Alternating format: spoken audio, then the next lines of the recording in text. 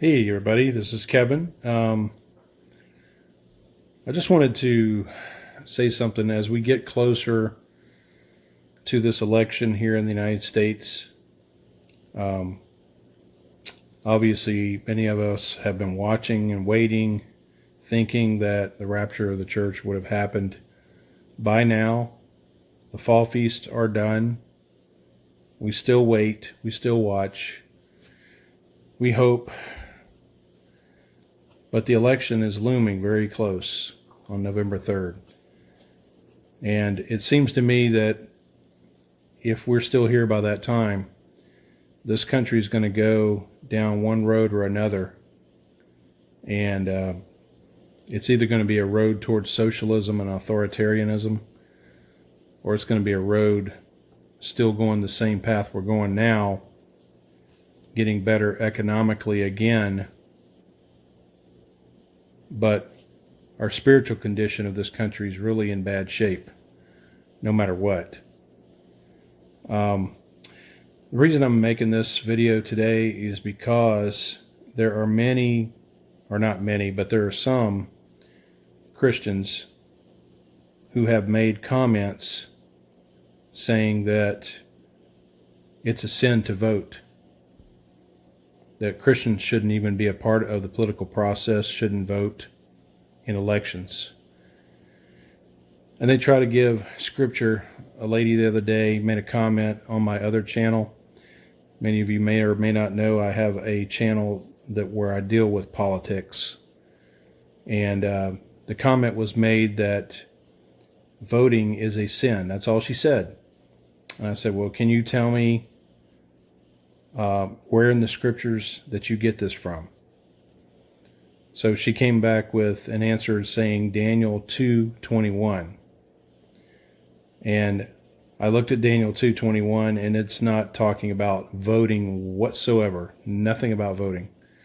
Matter of fact, in biblical times, there was no such thing as voting for political offices. You know, there was no president, or there was no.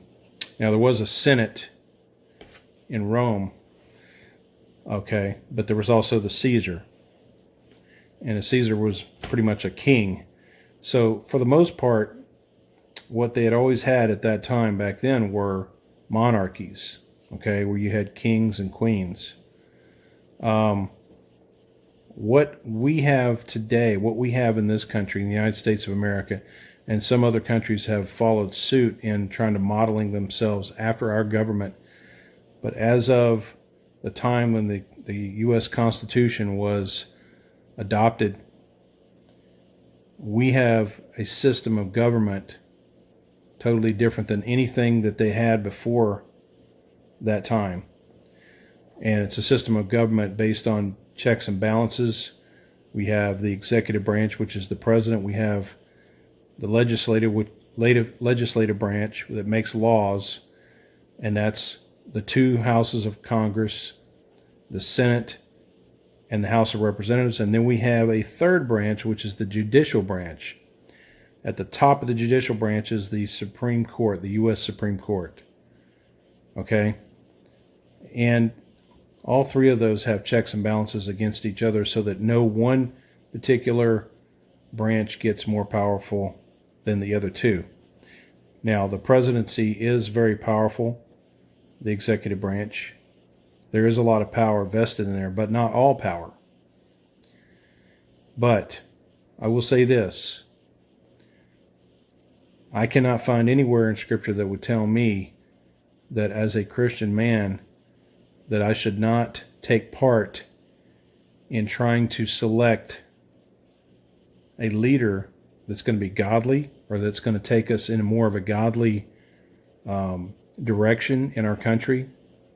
A leader who's going to recognize Jesus Christ and his authority, or a leader that will recognize righteousness and not try to go in the way of wickedness and evil. I think that we should do that, and I think that as I'm going to show you here in a little bit, a passage of scripture that it's in Matthew that Jesus spoke of. I think that, he said that we were the salt, and, salt irritates, salt purifies. As long as the church is still here, it's still the salt, and it's also the light. We actually produce light in a dark world. It's through Jesus Christ that we became who we are. He saved us. We become part of the body of Christ, the bride of Christ. We are the church, and we are the salt and the light of the world. And then when that salt and light is taken out, when we are removed by Jesus at the rapture, this world will turn extremely dark, and there'll be nothing to hinder it. We know that from the scriptures. So we're to occupy till he comes. Okay? So I know that we're all excited. We want to be going home with Jesus. We want it so badly. And while we're still here, though, we still need to occupy. We still need to stand up and promote righteousness in our country and select a leader who's most closest to the righteousness that we need in this country. I realize that a lot of people have said a lot of things about Donald Trump, that, he had a really bad past, with being married multiple times, and, being involved in things that were really not godly. I understand all of that, and I realize too that, there's a lot of things he's done wrong. There's a lot of things we've done wrong. And he's not in any way, shape, or form ever said that he's not perfect. He's nowhere close to it. He is a man who's made a lot of money. He's a good businessman. But he is also a man, as I've seen these past almost 4 years, a man who actually is doing things that are beneficial to this country. And he does have a love for the United States of America and the founding of it, the founding fathers of this country, the kind of love they had for this country. He has that love too. So with all of his faults, he clearly was the best choice for president in 2016, and he's the best choice for president in 2020. Any of you that have seen anything that's going on right now with Joe Biden, you have to know this man is very corrupt. You have to know his whole family is corrupt. And he is the one who has brought this corruption about. He has allowed it. He's made it happen. He's taken money from other countries and given favors to them when he was vice president. He's been in the United States government for 47 years, and he did nothing good. And look at what he stands for. Look at what he and the Democrat Party, what do they stand for? They stand for the killing of unborn children, the murder of unborn children. They say it's a woman's right to choose, but they stand for the killing of unborn children. They also stand for same-sex marriage and the promotion of transgenderism and homosexuality. Things that we know clearly in the scriptures are sins, wicked, wicked sins. But that's what the Democrat Party stands for, and that's what Joe Biden stands for. So as a Christian, you should take that into consideration, and you should realize you have a choice that you need to make, and you really should vote. And I'm going to show you here, I'm going to show you that passage of scripture about the salt and the light. I'm also going to show you a short little video that's made by gotquestions.org about, whether Christians should vote, why they should vote. So with that, let me take you to that passage of scripture. We'll take a look at it real quick.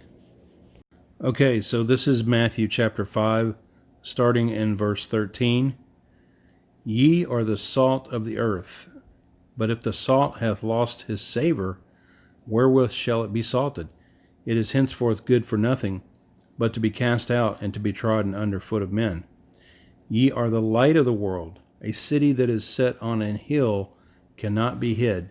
Neither do men light a candle and put it under a bushel, but on a candlestick, and giveth light unto all that are in the house. Let your light so shine before men that they may see your good works and glorify your Father which is in heaven. Okay, so I wanted to just read you that passage because I think that has a lot to do with, even though he was speaking at the time to the Jews during his ministry there in Judea, I think that it has an application to the church as well, that we are supposed to be the salt and the light of the earth. Okay, we actually, if in one way, really, we actually reflect the light of Jesus on this earth. We reflect his light. Okay, and we're salt in this earth is that we try to keep it pure and purified as much as possible. But you can see what's going on right now. It's getting more and more wicked every day. Okay, and we know that our time is short. But while we're still here, we need to, still keep our saltiness, still have the savor of the salt, right? And not lose that savor. And we should go vote. We should do our part and try to at least keep, if we can, to elect leaders that are most closely aligned with the scriptures as we can. Okay, so with that, I want you to take a look at this video from gotquestions.org, and I'm going to say bye for now and let you see this video. Today's question is, does God expect Christians to vote? In this video, I'll answer that question from a biblical perspective. And afterwards, as always, I'll share some helpful resources, so stick around until the end.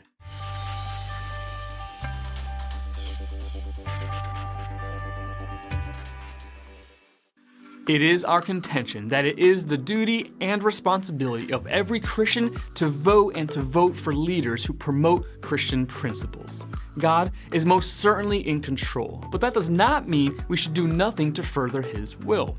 We are commanded to pray for our leaders, 1 Timothy chapter 2, verses 1 through 4.